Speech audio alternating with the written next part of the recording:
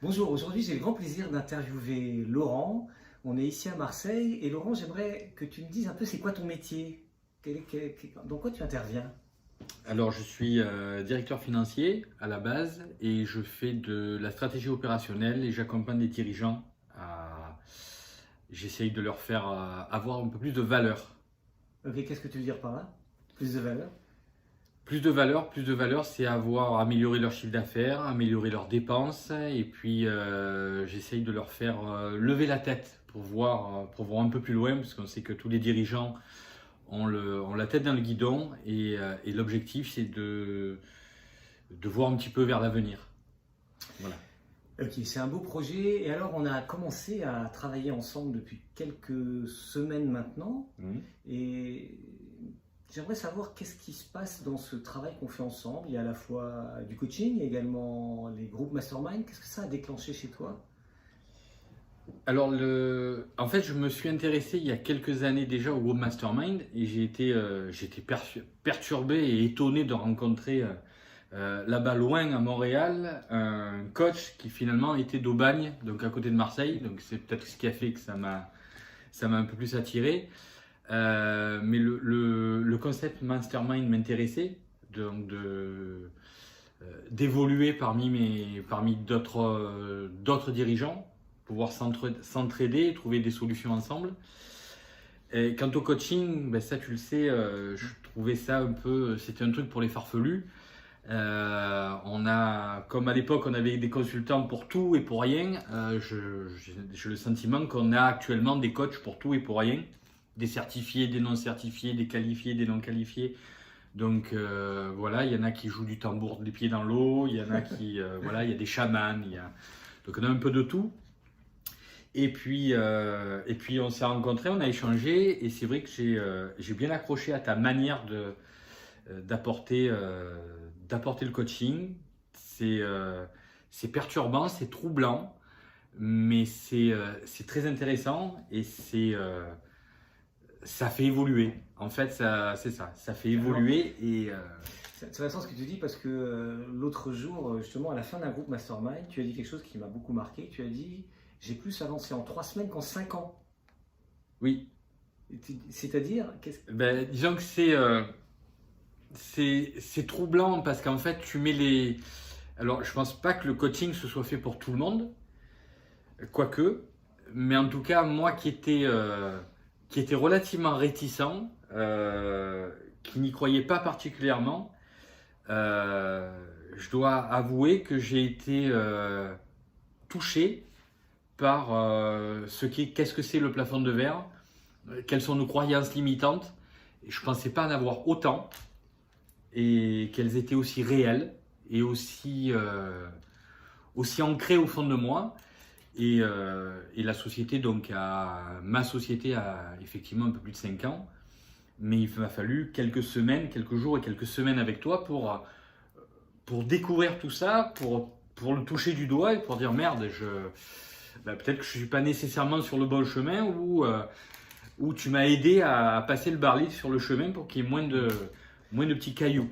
alors, je vais faire un petit clin d'œil pour ceux qui écoutent cette vidéo, c'est que, en fait, Laurent avait publié sur LinkedIn un petit machin qui disait wow, c'est quoi le retour sur investissement du coaching? Alors j'ai répondu d'une manière un peu amusée, et c'est comme ça qu'on s'est retrouvés ensemble. Et donc, le fameux ROI, retour sur investissement. Toi, comment tu verrais, quand on parle du retour sur investissement du coaching, du mastermind?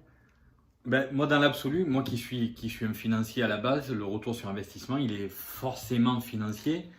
On parle très souvent de KPIs et on essaye de mesurer les KPIs, les clés des Keys Performance Indicators. Mais en fait, je m'aperçois que les performances, les clés de performance, les indicateurs clés de performance du coaching, elles ne sont pas nécessairement financières. Et je vais aller plus loin, elles ne sont pas financières, mais elles peuvent le devenir. Parce qu'effectivement, en crevant le plafond de verre, en travaillant sur ses croyances limitantes, en effaçant dans son esprit l'argent c'est sale, il faut travailler dur toute sa vie. J'ai un grand-père qui me disait vous les étudiants, les jeunes, le stylo c'est moins lourd qu'un marteau. Et en fait, nous, à notre époque, on travaillait dur, ça pesait lourd et c'était compliqué. Et on s'aperçoit que finalement, pour être, et je reviens sur tes propos, être un entrepreneur libre, et moi plus jamais je pense que je ne serai plus jamais salarié. Être un entrepreneur libre, c'est se libérer de toutes ces croyances. Et une fois qu'on est libéré de toutes ces croyances, on peut aller chercher des clients, on peut les facturer. Et là, j'en viens aussi à ta formation, entrepreneur libre. Et donc, ça nous permet de trouver des clients, de les facturer à un vrai prix. Et là, le retour sur investissement financier du coaching, c'est là qu'on le retrouve. Oui, parce que tu suis également la formation consultant libre ou entrepreneur libre. Et il y a des choses aussi dedans que tu découvres, le fait que tu reçoives régulièrement un cours, ça... disons que quand on est entrepreneur, on est seul, forcément. Et c'est ce qui m'a plu dans cet accompagnement, qui est un accompagnement de 6 mois quand même, il faut le dire. C'est pas un accompagnement de 3 jours ou quelques séances comme ça, c'est quand même 6 mois, donc une demi-année. Et ça permet d'avoir un fil rouge. Et la formation est très bien faite du début, je ne suis pas encore à la fin, mais ça nous permet d'avoir des exercices. Nous, dirigeants, on a perdu un petit peu le goût et des fois le suivi de faire des exercices, de se remettre en question, de se réactualiser. Et c'est bon, même si c'est des choses que parfois on sait, c'est bon d'avoir le petit exercice pour dire, finalement, quels sont mes prescripteurs, quels sont mes clients, qu'est-ce que j'ai fait de bien, qu'est-ce que j'ai fait de moins bien, combien j'ai facturé. Et moi qui aime bien les tableaux, ça me permet de suivre. Et tu évoquais tout à l'heure Marseille, Aubagne et Montréal, parce que finalement on s'est connus alors qu'on était chacun d'un côté de l'Atlantique. Mais est-ce que ça pose souci de faire un travail comme ça de coaching, parce que c'est la première fois que je rencontre Laurent pour de vrai, en 3 dimensions. Mais ça pose souci de faire ce travail à distance, de faire un groupe mastermind à distance également, ou comment? Non. C'est vrai que c'est en fait alors ça c'est peut-être ta personnalité qui fait que il y a aussi le côté professionnel de la personne, de Laurent. Mais en tout cas, pour moi, ça a été complètement naturel. Qu'on soit là, c'est vrai que c'est agréable d'être ensemble et d'être en 3 dimensions, comme tu dis. Mais ça m'a posé aucun problème de le faire à distance. Et j'irais même plus, ça permet, au-delà de rencontrer d'autres dirigeants, et souvent, c'est forcément, par la force des choses, c'est d'autres dirigeants qui sont géographiquement proches. Là, ça nous permet de rencontrer des gens du monde entier, puisque on peut rencontrer, il y avait une dame qui était en Algérie, on rencontre des Parisiens, tant pis, mais il faut bien les rencontrer aussi. On est à Marseille. On a des gens qui sont sur Nantes, j'ai rencontré des Québécois et des Québécoises, donc c'est une ouverture assez exceptionnelle.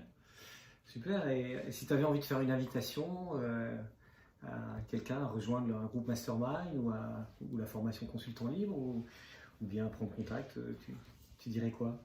Je dirais que tous les consultants sont pas tous, tous les coachs sont pas tous des farfelus. La preuve, j'en ai un à côté de moi qui n'en est pas un. Non, c'est une introspection, voilà. Et pourtant, je suis quelqu'un je le redis, directeur financier, donc assez carré, plutôt bien dans mes baskets. Je vais pas danser nu dans mon jardin, donc a priori, voilà, c'est. Mais voilà, donc je pense que c'est quelque chose à faire, à essayer, à tester. L'avantage avec Laurent, c'est qu'on a un package complet, donc la formation consultant libre, tout le coaching, tout le suivi. Et c'est vrai moi, ça m'a bousculé parce qu'il m'a poussé dans mes retranchements parfois. Ça m'a un peu dérangé, mais ça m'a fait du bien. Et puis le groupe Mastermind qui est vraiment un collectif où c'est pareil, c'est toujours en bienveillance et où tout le monde partage les idées, les solutions, les questionnements et on arrive à faire avancer les lignes. Super, merci Laurent pour ce beau témoignage. Et puis, bien sûr, si ça vous donne envie d'aller plus loin, il suffit de cliquer sous la vidéo Il y a les liens pour se retrouver, pour voir d'autres témoignages aussi. Ce qui est certain dans ce que tu dis, c'est que quand on est entrepreneur, quand on est consultant, quand on est à son compte, on est souvent avec soi-même. Et puis le fait de s'appuyer sur quelqu'un avec qui, bien sûr, le courant passe, ça permet d'éclairer des endroits qu'on n'a pas envie d'éclairer, ou qu'on a oublié d'éclairer, ou qu'on ne sait même pas qu'il faut éclairer, parce qu'on est pris avec, tu disais tout à l'heure, avec beaucoup de croyances qu'on a sur le business, sur le marché, sur le prix, sur soi-même. Et ces choses-là, c'est vrai que l'éclairage d'un groupe mastermind, l'éclairage d'un coaching, c'est utile. Donc, merci beaucoup, Laurent. Merci à toi pour toutes ces portes que tu as pu m'ouvrir. Merci.